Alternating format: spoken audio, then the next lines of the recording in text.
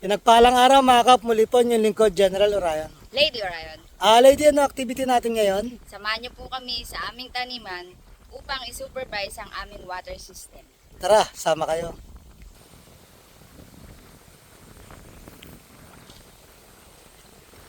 Bali mga kap, may ginawa kaming water system namin dito sa aming taniman.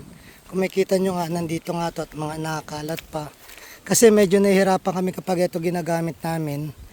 Pagpalipat-lipat, so naisip namin na gawing medyo permanente yung aming tubig. So ito na nga siya. May sinusubukan tayo iba't ibang paraan para makita natin kung ano yung mapapadali sa ating trabaho. So nandito nga tayo sa ating silihan, nakikita nga natin dito. So nag-harvest na tayo, hindi pa siya ganun karami, ilang kilo pa lang.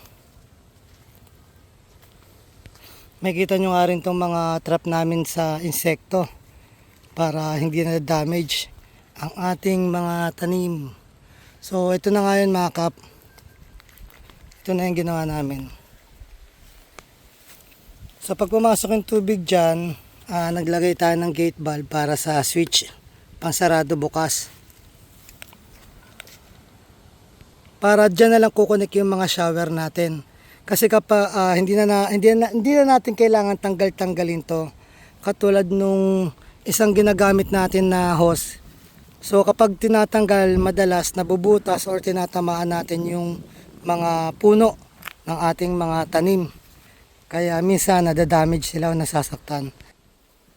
So pagkatapos natin pakita tong video na to, ipapakita ko naman yung isang ginagawa naming project namin para sa ganitong insekto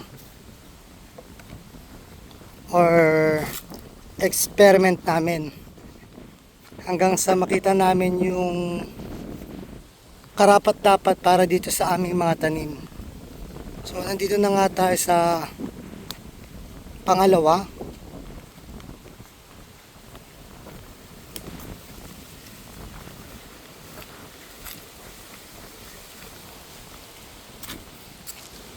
So ito na ang pangalawa mga kap. Bali, makikita nyo may gate valve din tayo doon para pag binuksan yung makina doon, ang magsha-shower lang dyan at saka dito.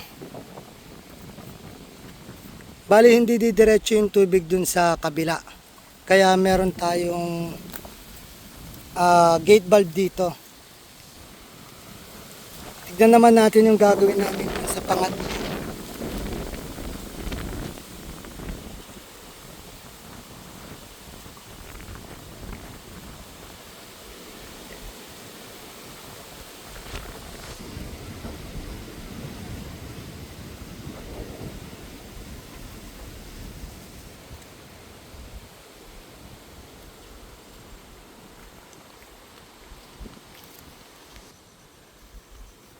So, kung masosolusyonan na namin ang problema namin sa ganong hose at para mas mapadali yung aming patubig, ang isa naman sosolusyon na natin sa insekto kasi hindi nga tayo nag-spray ng insecticide.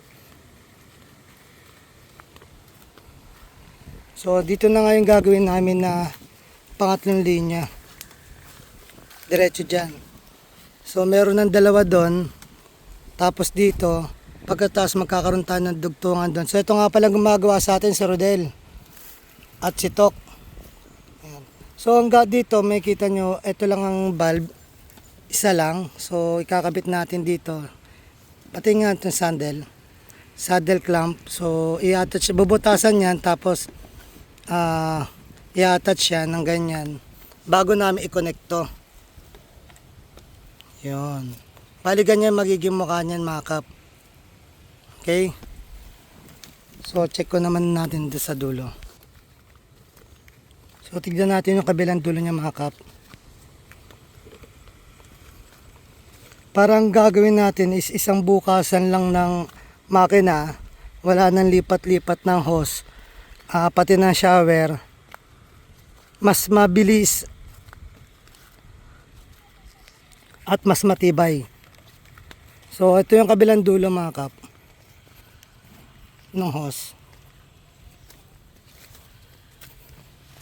Bali, ahatakin pa namin yung kabilang dulo. Ito siya. Andito. Bali, nag-adjust kasi kami dun sa bungad.